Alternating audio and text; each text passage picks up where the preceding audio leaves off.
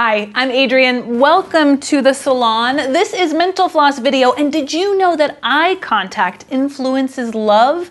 In one 1989 study, researchers divided 72 undergraduates into male-female pairs, then had them stare into each other's eyes for 2 minutes. After those 2 minutes, they experienced an increase in love and affection for the other student. This was more than pairs who looked at each other's hands or counted the other person's blinks. And that's the first of many facts about the science of love that I'm going to share with you today.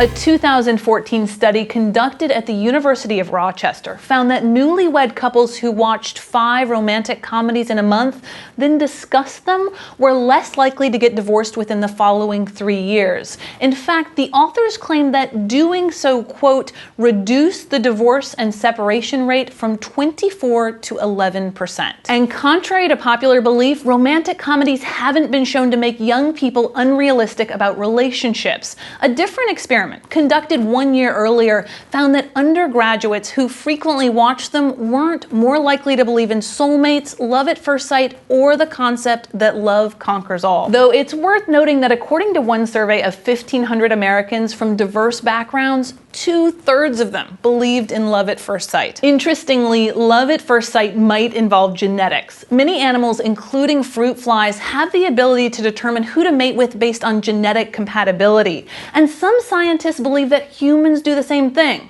though it needs to be researched more. And actually, people tend to marry people who have similar DNA to themselves. One study from the University of Colorado looked at the DNA of 825 married couples. The researchers found that the DNA of married people is more similar than the DNA of 2 strangers. One study published in 2013 showed that newlyweds probably knew whether or not their marriages would last. Every 6 months for 4 years, newlyweds took a computer test in which a picture of their spouse quickly flashed on the screen, followed by a positive or negative word, like awesome or awful. Then they'd have to indicate whether the word was positive or negative. Their reaction times were actually indicative of their relationship satisfaction. Those who were able to identify the negative words faster reported more marital dissatisfaction at the end of the experiment. Studies have shown that both straight men and women tend to speak in a lower voice when they're speaking to an attractive member of the opposite sex. This surprised researchers who typically hypothesized that women would speak in a higher pitch in that context. At the University of California in 2009, a study found that a romantic partner has a pain-reducing effect on women. The researchers examined 25 undergraduates who'd been in a relationship with someone for at least 6 months. They received mild burns and reported less pain when looking at a picture of their partner or holding hands with them, but really they were burning them? It's so disturbing. Love might have some chemical similarities to obsessive-compulsive disorder. One experiment measured serotonin levels in 3 groups: those who recently fell in love and reported thinking about the person for 4 hours or more every day, people with OCD, and a control group. It turned out that the first 2 groups had 40% less serotonin in their blood than the control group. Speaking of which, there's actually a disorder known as relationship obsessive-compulsive disorder, or ROCD. People diagnosed with ROCD tend to be enamored with relationships, whether romantic or not, and spend a long time wondering whether their partner is the one.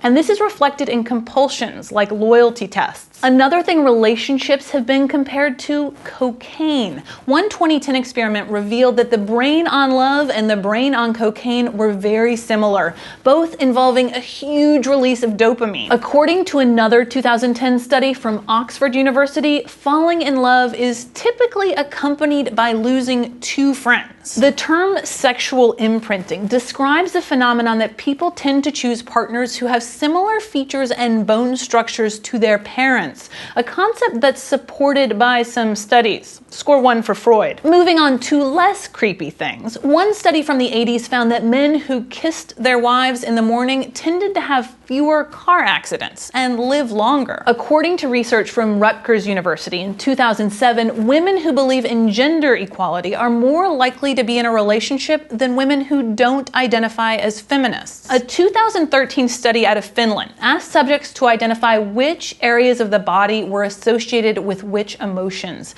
They found that people reported feeling love and happiness throughout the whole body, which was true across different cultures. Speaking of which, there are physical symptoms to love as well. For instance, women's eyes tend to dilate when they're looking at someone who interests them sexually. The immune system has also been shown to be important when it comes to attractiveness. Women typically prefer men who have healthier immune systems, which is related to high levels of testosterone. Men with less powerful immune systems are rated as less attractive by women. Studies show that in the first year of a romantic relationship, both men and women experience an increase in nerve growth factors. This is why you might experience things like butterflies at the beginning of a relationship.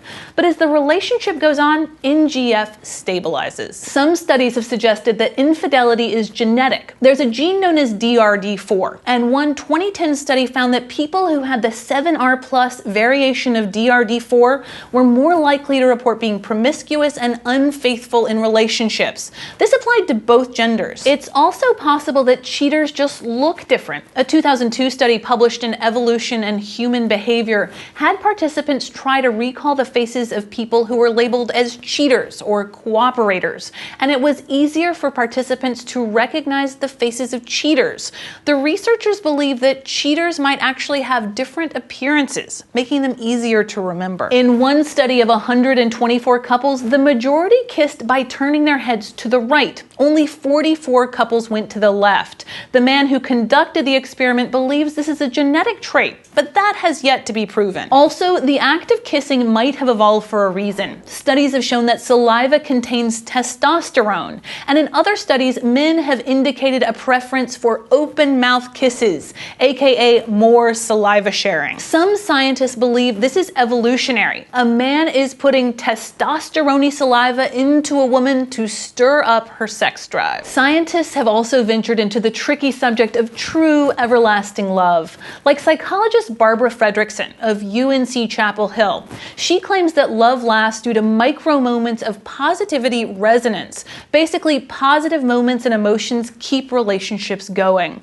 But she states that you have these moments with everyone who makes you happy. You could even fall in love with a complete stranger you meet, just for a second. Finally, I return to our lovely salon to tell you that some scientists believe that love can last. In 2009, researchers scanned the brains of a few new couples and a few couples who'd been together for 20 years after showing them pictures of their loved ones. And 10% of the older couples had similar chemical reactions to the younger couples. Thanks for watching Mental Floss video, which is made with the help of all these nice people. Again, I'm Adrienne. Sometimes I host Crash Course Economics, which you can check out here.